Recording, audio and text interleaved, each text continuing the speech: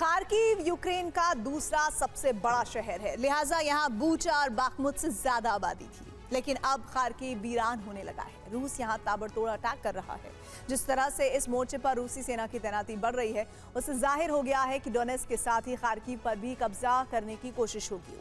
रूस उत्तर में खार्किव से लेकर खैरसोन तक कब्जे की कोशिश में है, ताकि रूस से लगने वाले इलाके यूक्रेन से अलग कर दिया जाए।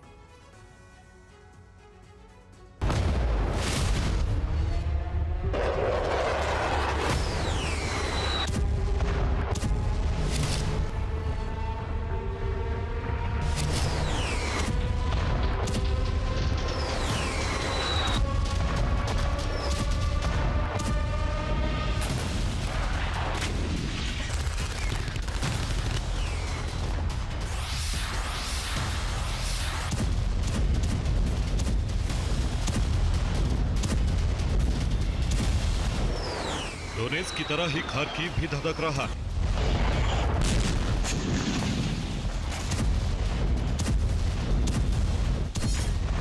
खार्किव के बड़े बड़े इलाके बाखमुत की तरह ही वीरान हो चुके हैं। इमारतें खंडर बन चुकी हैं। जमीन का रंग बमबारी और मिसाइलों के प्रहार से काला हो चुका है।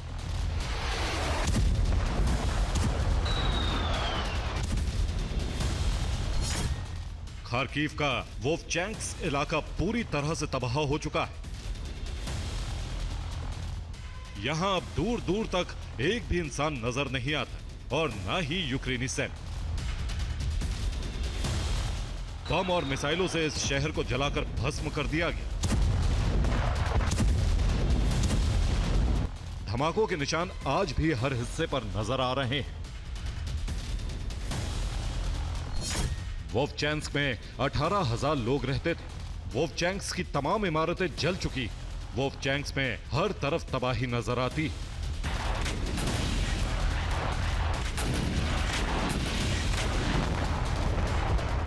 रूसी सीमा की तरफ से यूक्रेनी फौज करीब 9 किलोमीटर तक खार्किव में कब्जा कर चुकी।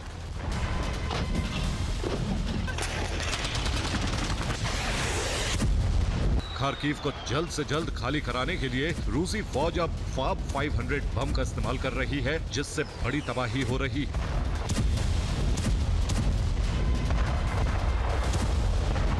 खार्किव को बचाने के लिए यूक्रेनी फौज की भारी तैनाती की गई।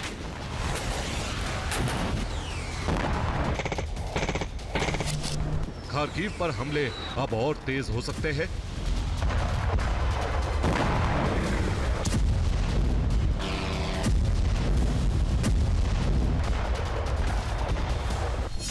क्योंकि रूस ने 7,10,000 सैनिकों को फ्रंट लाइन पर भेजा। हर दिन रूस अपने 1,000 सैनिकों को जंग में गंवा रहा है। यूक्रेनी सेना ने खार्किव के करीब आर्टिलरी की संख्या बढ़ा दी। खार्किव जितना खूबसूरत था, अब उतना उजड़ा हुआ नजर आ रहा है। जिन जगहों पर लोगों की चहल पहल रहती थी, वहां जली हुई इमारतें नजर आती। रूस ने खार्किव को खाली करवाने के लिए तमाम इंफ्रास्ट्रक्चर को नष्ट कर दिया है।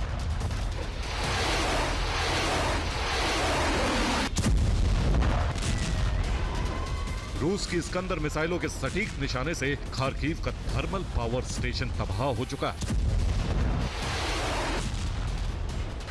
इसके अलावा मिसाइलों से खार्किव के ज्यादातर बिजली सप्लाई के सब स्टेशन को नष्ट कर दिया गया।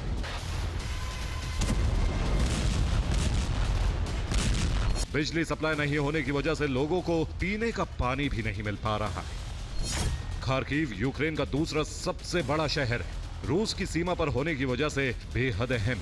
खार्किव से यूक्रेन रूस पर गोलाबारी करता रहा है।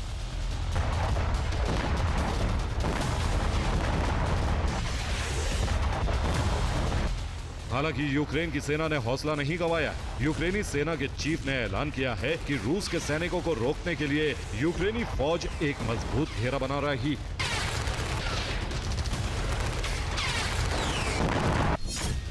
यूक्रेन में रूस की सेना भारी तबाही मचा रही। खार्किव में रूस ने हवाई हमला किया। खार्किव में रूसी UMPD T-30 गाइडेड बम से भारी तबाही हुई। स्कूल पर बम गिरने से एक की मौत हो गई, जबकि 3 जख्मी हो गए। खार्किव में रूस ने ड्रोन से भी हमला किया है। रूस का ड्रोन एक अपार्टमेंट पर गिरा, जिसमें एक सिविलियन की मौत हो गई।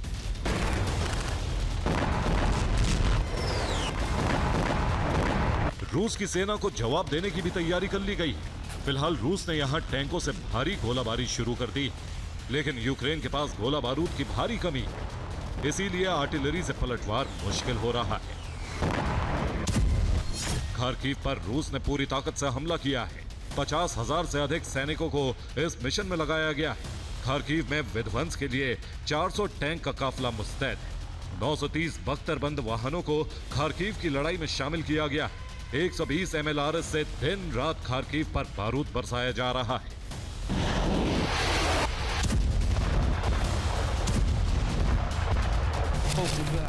पुतिन का खार्किव प्लान इस बार बिल्कुल अलग है। खार्किव के करीब सूमी पर ताबड़तोड़ हमले की शुरुआत की गई थी।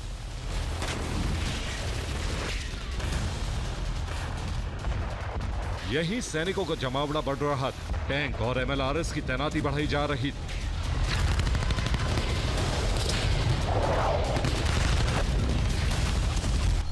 लेकिन अचानक रूसी फौज सूमी से खार्किव की तरफ डाइवर्ट कर दी गई। तमाम टैंक और MLRS भी खार्किव की तरफ मोड़ दिए गए। हवाई हमलों का सामना कर रहे खार्किव पर अचानक जमीन से ताबड़तोड़ प्रहार शुरू हो गया।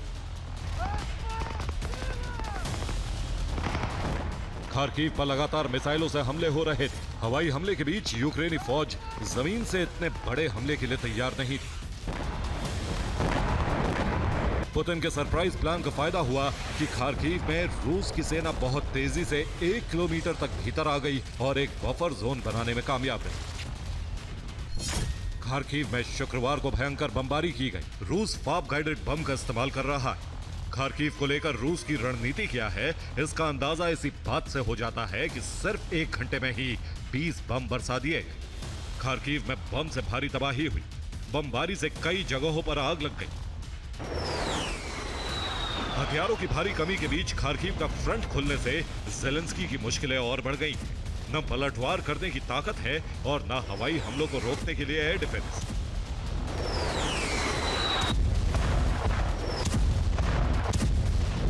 इन हमलों के बीच यूक्रेन के नेशनल सिक्योरिटी और डिफेंस काउंसिल के सेक्रेटरी रुस्तम उमेरोव ने फिर ट्रंप के दूत स्टीव विटकॉफ और जेरेड कुशनर से मुलाकात की। रूस साफ कर चुका है कि ज़ेलेंस्की समझौते के लिए नहीं माने तो रूस का ऑपरेशन जारी रहेगा और यूक्रेन के कई इलाकों पर कब्जा किया जाएगा। Bureau report, TV9 Bharatvarsh.